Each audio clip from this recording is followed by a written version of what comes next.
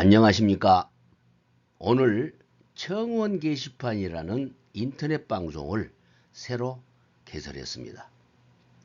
청원 게시판 TV는 첫째, 국민들의 민원과 청원을 인터넷 방송을 통해서 소통하고 공유하려고 합니다. 둘째, 국민의 억울한 사연을 소개하여 세상에 알리고자 합니다.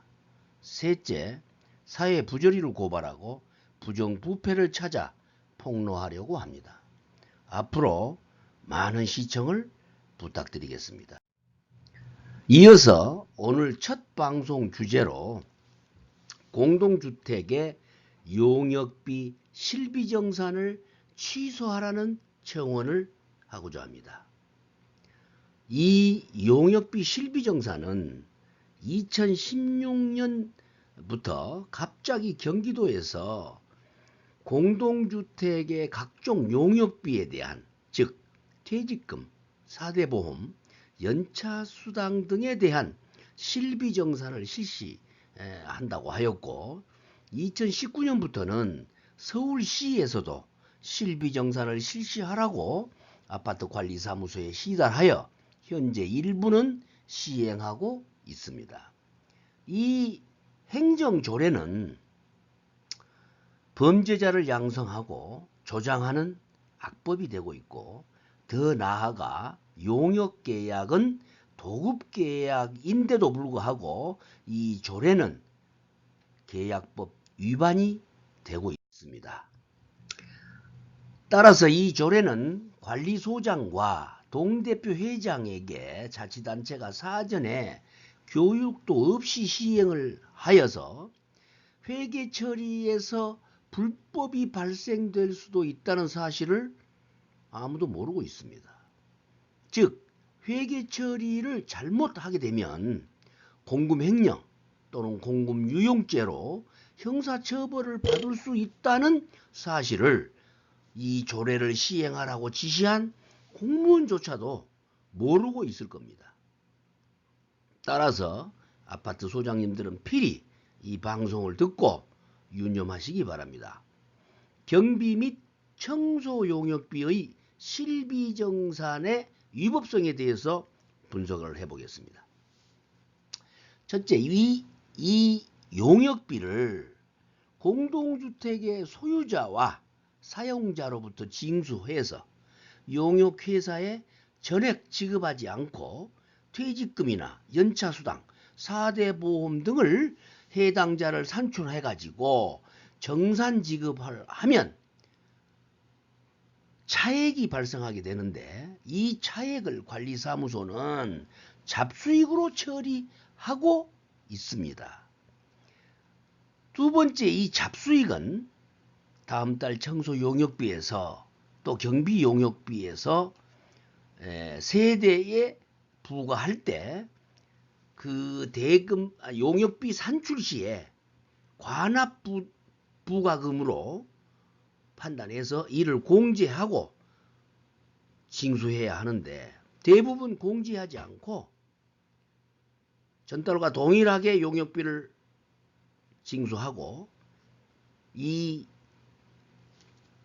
실비정산한 차액을 잡수익 통장에 적립을 합니다. 그러면 셋째로 잡수익 통장에 관리사무소가 적립한 돈을 아파트 관리에 필요한 곳에 쓰기 때문에 그 사람들은 법적으로 하등 잘못이 없다고 인식하고 있습니다. 따라서 이러한 행위로 인해서 위법성이 발생되게 되는데, 첫째로는 이 조례를 시행할 경우에 잘못하면 횡령죄가 적용될 수 있는 그런 조례이므로 관리소장이나 동대표 회장은 필히 조심해야 됩니다.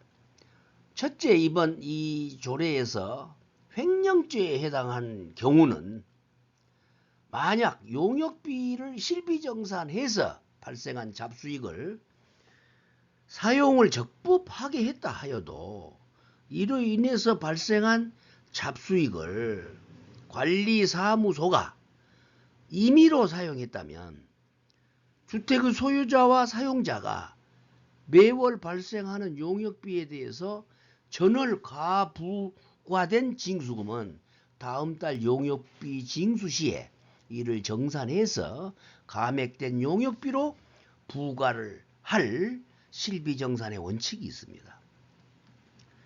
왜 그러냐면 이 잡수익으로 모아놓은 돈이 주민들, 즉 말해서 소유자건 세를 사는 사람이건 소유자와 사용자가 이사를 갈 경우에 초과 징수한 용역비를 돌려주지 않는 관리소장이나 동대표 회장은 횡령죄를 저지르는 경우가 됩니다. 즉 말해서 이사를 가버리는 사람은 자기가 가부가 돼서 미리 내놓은 돈을 실비정산해서 차액이 발생됐는데 아파트관리사무소가 이를 이사 간 사람에게 정산을 해서 돌려줘야 되는데 돌려주지 않으면 그 돈은 횡령이 되게 됩니다. 만약 그 돈을 다른 데 썼다면 비록 아파트에 필요한 곳에 썼다 하더라도 그 돈의 소유는 이사 간 사람의 소유이기 때문에 함부로 사용해서는 안 되는 것입니다. 따라서 실비정산해서 생긴 차액을 잡수익 통장에 넣었다 하더라도 이사 가는 사람이 발생되니까 이 차액 관리에 대해서 관리소장이나 동대표 회장은 필히 유념해서 관리하셔야 될 겁니다. 회계 처리를 정말 잘해야 될 겁니다. 그렇지 못하면 횡령죄, 공금유용죄에 해당될 수 있습니다. 두 번째로 이 실비정산은 하도급 거래 공정화에 관한 법률 위반이 될 수 있습니다. 우리가 보통 용역계약을 하게 되면 이 용역계약은 도급계약입니다. 그래서 이 하도급 거래 계약은 이 법을 보면 하도급 거래란 원사업자가 수급사업자에게 용역을 수행하여 원사업자에게 납품 제공하고 그 대가를 받는 행위를 말한다 라고 법에 명시했습니다. 그런데 이 법 제3조의 4 부당한 특약의 금지 원칙이 있는데 그 1항에 보면 원사업자는 수급사업자의 이익을 부당하게 침해하거나 제한하는 계약 조건을 설정하여서는 아니 된다.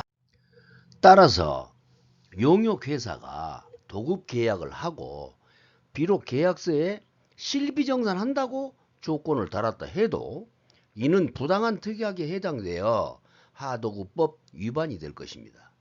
아무튼 서울과 경기도가 조례로 용역비의 실비정산을 하라고 지시한 것은 용역회사가 근로자에게 연차수당, 퇴직금, 4대 보험을 주지 않고 있어서 또는 주지 않을 것 같아서 근로자들이 불이익이 있을 것을 방지하려는 의도에서 이러한 조례를 시행하는 것으로 보이는데 요즘 세태가 근로자 우선인 것을 누구도 다 알고 있고 설령 근로자의 지급액을 용역회사가 한 푼이라도 미지급하는 경우 근로자는 곧바로 노동부에 고발해버리는 시대에 우리가 살고 있습니다.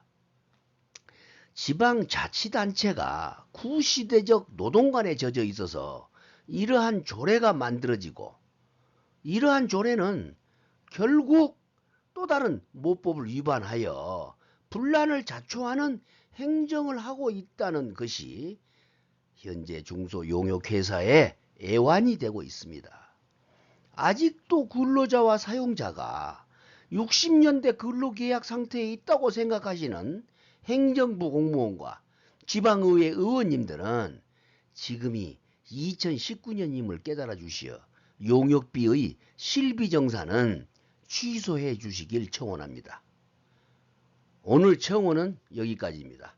시청해 주셔 감사합니다.